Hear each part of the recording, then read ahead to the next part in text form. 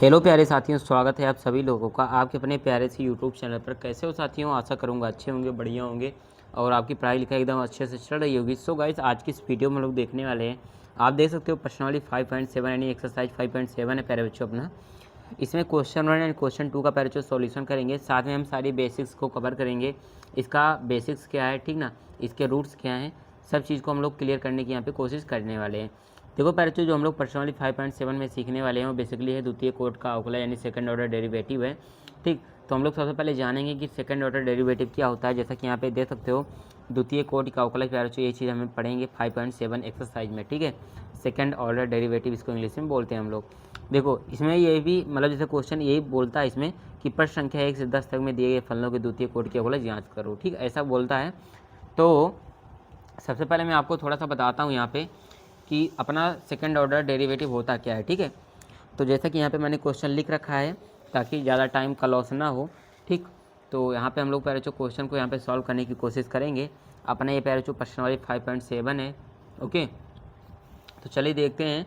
सबसे पहले थोड़ा सा यहाँ पे हम समझने की कोशिश करेंगे बेसिक्स को कि अपना सेकंड ऑर्डर डेरिवेटिव का मतलब क्या होता है। ठीक है, ताकि आपको सारी चीज़ें क्लियर आ जाएँ। तो बेसिक क्लियर करना पैराचू सबसे ज़्यादा ज़रूरी है सबसे पहले। ठीक, तो यहाँ पे साइड में सबसे पहले पैराचू मैं आपको बताता हूँ थोड़ा सा कि अपना सेकंड ऑर्डर डेरिवेटिव का मतलब यानी द्वितीय कोटि का अवकलज का मतलब होता क्या है।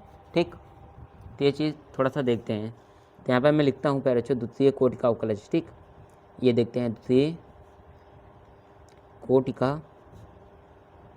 अवकलज।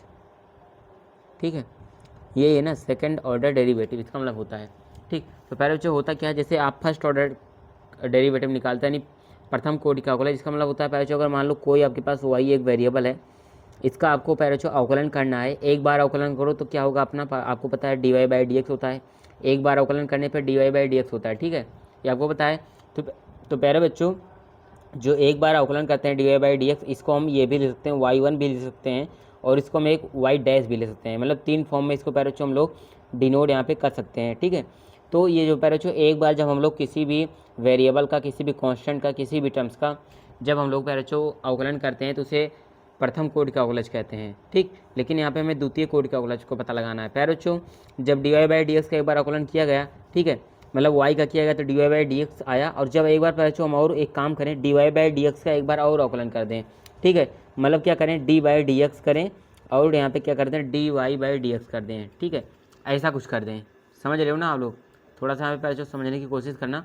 देखो मैंने क्या बताया आपको, y का एक बार मैंने किया तो dy/dx है, यानी ये पहले बार किया तो ये पहला आया। जब अब पैर मैं दूसरी बार कर रहा हूँ, यानी जो हमारा dy/dx एक बार तो होकर आ गया था, अब इसका मैंने दोबारा कर दिया, x के रिस्पेक्ट में कर रहा हूँ तो dy/dx, और यहाँ पे dy/dx का मैंने किया तो इसका पैर जो अवकलन आता है वो आता है d2y अपान में dx स्क्वायर आता है पैर, ये आता है इसका अवकलन। मतलब ये द्वितीय कोट का अवकलन होता है पैर। ठीक, यही है द्वितीय कोट का अवकलन d2y अपान dx स्क्वायर, इसे ही बोला जाता है सेकेंड ऑर्डर डेरिवेटिव। ठीक है ना, कोई दिक्कत? इसे पैराचू बोला जाता है सेकेंड ऑर्डर डेरिवेटिव। ठीक, इसको और किस फॉर्म में लिख सकते हैं पैराचू, मैं आपको बता दूं, d2y अपान dx स्क्वायर को हम लोग लिख सकते हैं y2 लिख सकते हैं, और इसको लिख सकते हैं y डबल डैश लिख सकते हैं। ठीक है, इस टाइप से पैराचू इसको हम लोग यहाँ पर डिनोट कर सकते हैं, कोई दिक्कत? और एक फॉर्म में लिखना चाहो तो इसको ऐसे भी लिख सकते हो d2 और ब्रैकेट में y। d2 स्क्वायर का मतलब पैराचू क्या है कि दो बार हम लोग यहाँ पे अवकलन करेंगे, दो बार डिफ्रेंशिएट करेंगे, इसलिए डी का स्क्वायर कर दिया यानी d2y ऐसा बोला जाता है। ठीक है, ये पैराचू द्वितीय कोट का अवकलन का बेसिक यही था। ठीक है, आई होप आपको समझ में आ गया होगा। अब हम देखते हैं पैराचू क्वेश्चन को। पहला क्वेश्चन है x square plus 3x plus 2 है, इसका पैराचू में द्वितीय कोट का अवकलन निकालना है, यानी इसको दो बार हमको पैराचू अवकलन करना है। ठीक, तो यहाँ पे देखिएगा थोड़ा सा, मान लेते हैं पैराचू y बराबर हमको दिया है, ये हमारा x square plus 3x plus 2 है, तो x स्क्वायर प्लस का 3x प्लस 2 पैराचू हमको y बराबर दिया है। इसका सबसे पहले एक बार अवकलन करते हैं, तो एक बार अवकलन करेंगे तो आएगा ये dy/dx बराबर x स्क्वायर का पैराचू अवकलन करो, तो यहाँ पे कैसे करेंगे, x के सापेक्ष पैराचू अवकलन यहाँ पे कर रहे हैं, यहाँ पे लिख भी देना जरा सा, x के सापेक्ष अवकलन करने पर। ठीक है, x के सापेक्ष अवकलन करने पर, ठीक है ना भाई। तो x के सापेक्ष पैराचू यहाँ पे हम लोग अवकलन करेंगे, तो देखो एक्स के सापेक्ष करें यानी बटे में एक्स आपको पता है होगा, तो वाई का किया तो D Y by D X है। अब फिर से क्या कर रहे हैं D Y D X, X square का करेंगे यहाँ पे तो एक्स स्क्वायर है। फिर देखो पर जो 3 कॉन्स्टेंट है 3 को बाहर रखेंगे, फिर यहाँ पे क्या होगा D by D X x का होगा यहाँ पे, ठीक है, एक्स का अवकलन होगा प्यारे भाइयों। उसके बाद प्यारे बच्चों 2 है तो यहाँ पे 2 कांस्टेंट है, 2 का भी यहाँ पे प्यारे बच्चों अवकलन होगा, ठीक है। इसको मैं डिटेल में ज़रा सा बताने की कोशिश कर रहा हूँ ताकि जिन बच्चों को अवकलन ना भी आता हो उनका भी क्लियर हो जाए इसमें। अब देखना ये है प्यारे बच्चों क्या यहाँ पे D Y by D X आया, ठीक है। अभी हम लोग प्यारे बच्चों एक बार अवकलन कर रहे हैं, ठीक है ना। अभी हम एक्स के सापेक्ष एक बार अवकलन कर रहे हैं, इसके बाद अभी हमें दोबारा करेंगे क्योंकि हमें द्वितीय कोटि का कह रहा है, ठीक है। तो एक बार पहले कर रहे हैं। अब एक्स स्क्वायर का प्यारे बच्चों क्या होगा एक्स की पावर एन का पैरा यहाँ पे टर्म्स बन रहा है, यानी एक्स की पावर एन की तरह ये पैरा बिहेव करेगा। तो एक्स की पावर एन का पैरा होता है formula N X N minus one, यानी पावर को आगे लाते हैं, एक्स को ऐसे लिखते हैं, पावर में से एक घटाएंगे, 2 में से 2 पावर मतलब 2 है यहाँ पे, 2 में से एक घटाओगे तो 1, तो 2x की पावर 1 मतलब कि केवल 2x है। फिर प्लस में 3 पैरा एक्स के रिस्पेक्ट में एक्स का अवकलन क्या होगा हमेशा 1 होता है पैरा, हमेशा याद रखना, ठीक। जैसे को डी का एक्स में मल्टीप्लाई करो तो D x by D x मतलब कट जाएगा तो 1 आएगा, ठीक। तो x के रिस्पेक्ट में x का अवकलन 1 होता है, फिर प्लस लगाया। देखो अब उसके बाद डी बाई डी एक्स यहाँ पे 2 है, 2 पैर जो कॉन्स्टेंट है, ठीक है। तो कॉन्स्टेंट पैर जो हमेशा कॉन्स्टेंट होता है यानी अचर राशि होती है, उसका पैर जो अवकलन होता है वो 0 होता है, इसका 0 होगा, ठीक। तो देखो D Y by D x का मान क्या निकला, D Y by D X को पैर वाई 1 लिख सकते हैं, ठीक।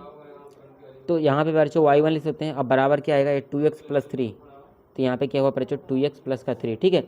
तो y1 एक बार पैर अवकलन किया, देखो तो यहाँ पे क्या है 2x प्लस 3 है, ठीक। एक बार वो अब दोबारा इसका करते हैं कि अब देखो फिर से यहाँ पे लिखेंगे x के सापेक्ष, ठीक, x के सापेक्ष पुनः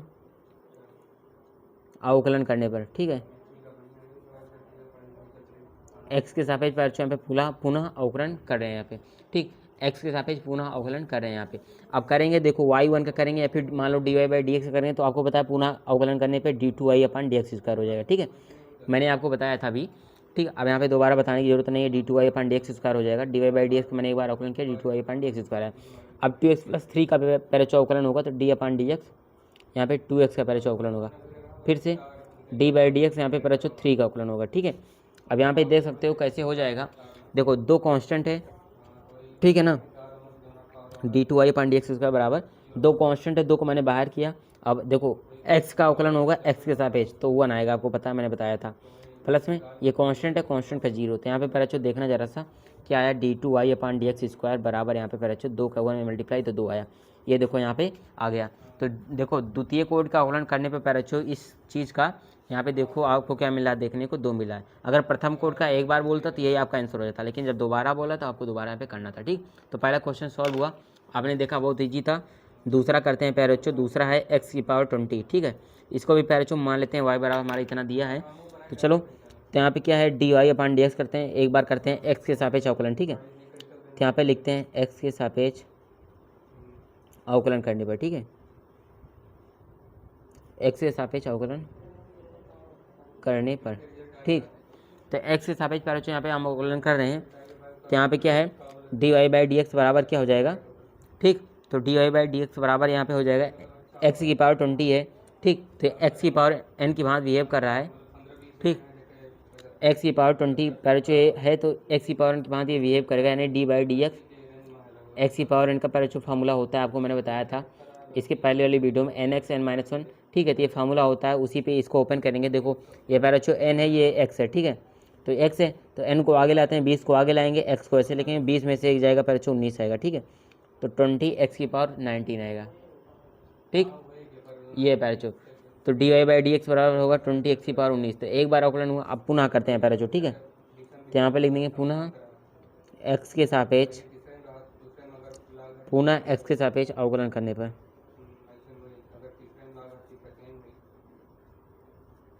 पुनः x के सापेक्ष पैरेचो अवकलन कर रहे हैं यहाँ पे, ठीक है। तो क्या आएगा, तो आपको पता है पुनः करते हैं तो क्या होता है D two Y upon D x square आता है, 20 कॉन्स्टेंट 20 को मैंने बाहर रखा, फिर पैरेचो यहाँ पे x की पावर n की भांति ये बिहेव करेगा, ठीक। तो क्या होगा आपको पता है, वही करते हैं, n को आगे लाएंगे यानी कि 19 को आगे लाते हैं पैरेचो, x को ऐसे लिखते हैं, फिर 19 में से माइनस कर देंगे तो 18 आएगा, ठीक है, 18 आ जाएगा। तो अब देखो क्या हो जाएगा, फिर गुणा करो 19 का 2 में मल्टीप्लाई, तो 19 दूनों 38 और 0 380 और x की पावर 18 आया पैरेचो यहाँ पे, ठीक। तो ये पैर बच्चों y2 है, नहीं d2y अपान dx का वैल्यू जो आया पैर बच्चों यहाँ पे 380 x⁻18, ठीक। तो ये ठीक ना, तो ये पैर बच्चों आया आपका क्या d2y अपान dx², ठीक है। नहीं सेकंड ऑर्डर डेरिवेटिव आपका कुछ इस टाइप से देखने को यहाँ पे मिलेगा, ठीक ना, d2y अपान dx²। तो पैर बच्चों यहाँ पे दूसरा क्वेश्चन भी सॉल्व हुआ, ठीक। जैसा कि मैंने पैर बच्चों बताया था पहली वीडियो में, यानी इस वाली वीडियो में क्वेश्चन 1 क्वेश्चन 2 को सॉल्व करेंगे प्लस ऑल बेसिक्स को सीखेंगे, जानेंगे। तो आई होप पैर बच्चों आप लोगों ने सारा कुछ जान लिया, समझ लिया। बाकी नेक्स्ट वीडियो में क्वेश्चन नंबर 3 एंड 4 पर मूव करेंगे। वीडियो पसंद आई हो पैर बच्चों लाइक करना, पहली बार है चैनल पर सब्सक्राइब कर लेना। मिलते हैं नेक्स्ट वीडियो में, थैंक यू सो मच।